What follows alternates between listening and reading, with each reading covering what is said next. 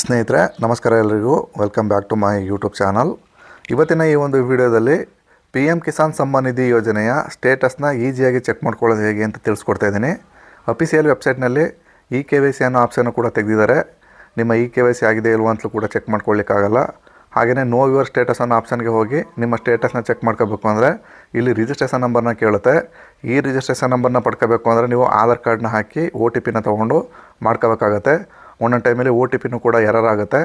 But ಈಗ ಒಂದು app ಇದೆ ಸ್ನೇಹಿತರೆ. ಆ್ಯಪ್ ಮೊದಲು ಎಲ್ಲ ಯೂಸ್ ಆಗ್ತಾ ಇರಲಿಲ್ಲ, ಬಟ್ ಇವಾಗ ಅಪ್ಡೇಟ್ನ ಮಾಡಿದ್ದಾರೆ. ಈ ಒಂದು ಆ್ಯಪ್ನಲ್ಲಿ ಪಿ ಎಮ್ ಕಿಸಾನಲ್ಲಿ ನಿಮ್ಮ ಎಷ್ಟು ಕಂತುಗಳು ಹಣ ಬಂದಿದೆ, ನಿಮ್ಮ ಸ್ಟೇಟಸ್ ಏನಾಗಿದೆ, KYC ಆಗಿದೆಯಾ ಇಲ್ವಾ, ಯಾವ ಕಾರಣಕ್ಕೋಸ್ಕರ ಹಣ ಸ್ಟಾಪ್ ಆಗಿದೆ ಅನ್ನೋದ್ರ ಬಗ್ಗೆ ಸಂಪೂರ್ಣವಾಗಿ ಈ ಒಂದು ಆ್ಯಪ್ನಲ್ಲಿ ನೀವು ಪರಿಶೀಲನೆ ಮಾಡ್ಕೋಬಹುದು. ಸಂಪೂರ್ಣವಾದ ಮಾಹಿತಿನ ಈ ಮುಂದಿನ ಭಾಗದಲ್ಲಿ ನಾನು ತಿಳಿಸ್ಕೊಡ್ತೀನಿ. ಅದರಿಂದ ವೀಡಿಯೋನ ಸ್ಕಿಪ್ ಮಾಡ್ದಂಗೆ ನೋಡಿ. ನಿಮ್ಮ ಫೋನಲ್ಲೇ ಕೂಡ ನೀವು ಕೂಡ ಚೆಕ್ ಮಾಡ್ಕೋಬಹುದು. ಮೊದಲಿಗೆ ನೀವು ನಿಮ್ಮ ಫೋನ್ನ ಓಪನ್ ಮಾಡ್ಕೋಬೇಕಾಗುತ್ತೆ. ಅಲ್ಲಿ ನೀವು ಗೂಗಲ್ ಪ್ಲೇಸ್ಟೋರ್ ಅಂತ ಒಂದು ಆ್ಯಪ್ ಇರುತ್ತೆ. ಆ್ಯಪ್ನ ಓಪನ್ ಮಾಡ್ಕೊಳ್ಳಿ. ಸರ್ಚ್ ಬಾರ್ಗೆ ಹೋಗಿ ನೀವು ಅಲ್ಲಿ ಟೈಪ್ ಮಾಡಬೇಕಾಗತ್ತೆ. ಪಿ ಎಮ್ ಕಿಸಾನ್ ಅಂತ ಟೈಪ್ ಮಾಡಿ. ಅಲ್ಲಿ ಪಿ ಎಮ್ ಕಿಸಾನ್ GOL ಅಂತ ಇರುತ್ತೆ ಒಂದು. ಈ ರೀತಿ ಇರ್ತಕ್ಕಂಥ ಆ್ಯಪ್ನ ನೀವು ಇನ್ಸ್ಟಾಲ್ ಮಾಡ್ಕೋಬೇಕಾಗತ್ತೆ.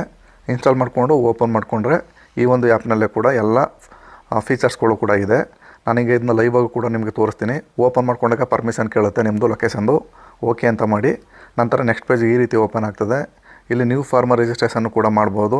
ಹಾಗೆಯೇ ಕೆಳಗಡೆ ಬಂದು ಲಾಗಿನ್ ಅಂತ ಇದೆ ನೋಡಿ, ಆ ಒಂದು ಬಟನ್ನ ಕ್ಲಿಕ್ ಮಾಡಿ. ನಂತರ ನೆಕ್ಸ್ಟು ಲಾಗಿನ್ ಟೈಪ್ ಅಂತ ಕೇಳುತ್ತೆ. ಅಲ್ಲಿ ಸೆಲೆಕ್ಟ್ ಅಂತ ಕ್ಲಿಕ್ ಮಾಡ್ತು ಅಂದರೆ ಇಲ್ಲಿ ತುಂಬ ಆಪ್ಷನ್ಗಳಿದೆ.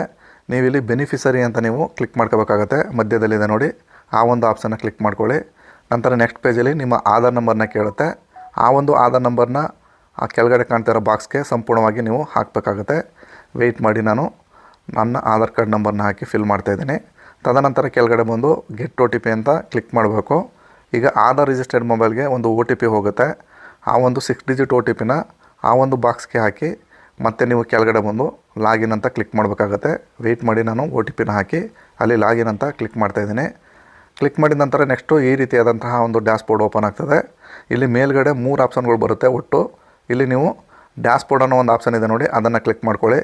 ನಂತರ ಸಂಪೂರ್ಣವಾಗಿ ನಿಮ್ಮ ಹೆಸರು, ರಿಜಿಸ್ಟ್ರೇಷನ್ ನಂಬರು, ನಿಮ್ಮ ಫೋನ್ ನಂಬರು, ನಿಮ್ಮ ವಿಳಾಸ ಸಂಪೂರ್ಣವಾಗಿ ಮೇಲ್ಗಡೆ ತೋರಿಸುತ್ತೆ. ಹಾಗೆಯೇ ಸ್ಟೇಟಸ್ ಬಂದು ಲ್ಯಾಂಡ್ ಸೀಡಿಂಗು ಎಸ್ ಅಂತ ತೋರಿಸ್ಬೇಕು.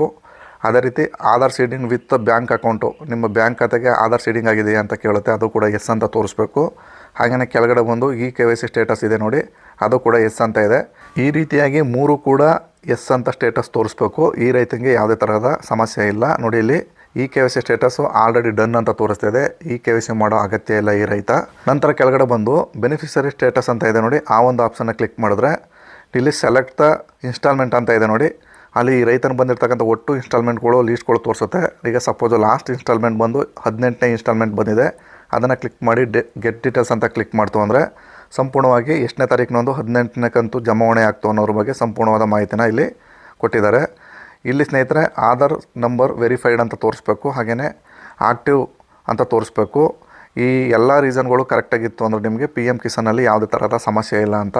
ಈ 3ರಲ್ಲಿ ಯಾವ್ದಾದ್ರು ಕೂಡ ಒಂದು ರೀಸನ್ ಕೂಡ ನಿಮಗೆ ಬಂದಿತ್ತು ಅಂದರೆ ನಿಮಗೆ ಮುಂದಿನ ಕಂತಿನ ಹಣ ಬರೋದು ಕೂಡ ಸ್ಟಾಪ್ ಆಗಿಬಿಡುತ್ತೆ. ನೀವು ಈ ರೀತಿ ನಿಮ್ಮ ಸ್ಟೇಟಸ್ನ ಪಿ ಎಮ್ ಕಿಸಾನ್ ವೆಬ್ಸೈಟ್ ಅಲ್ಲದೇ ಕೂಡ ಈ ಒಂದು ಆ್ಯಪ್ನಲ್ಲಿ ನೀವು ನೋಡ್ಕೋಬೋದು. ಸ್ನೇಹಿತರೆ, ಇದಾಗಿತ್ತು ಇವತ್ತಿನ ಈ ಒಂದು ವಿಡಿಯೋದ ಮಾಹಿತಿ. ಈ ಮಾಹಿತಿ ಇಷ್ಟ ಆಗಿದ್ದರೆ ದಯವಿಟ್ಟು ನಮ್ಮ ಚಾನಲ್ನ ಸಬ್ಸ್ಕ್ರೈಬ್ ಮಾಡ್ಕೊಳ್ಳಿ. ಇಷ್ಟು ಹೇಳಿ ಈ ವಿಡಿಯೋನ ಇಲ್ಲಿಗೆ ಮುಗಿಸ್ತಾ ಇದ್ದೀನಿ. ಎಲ್ರಿಗೂ ನಮಸ್ಕಾರ.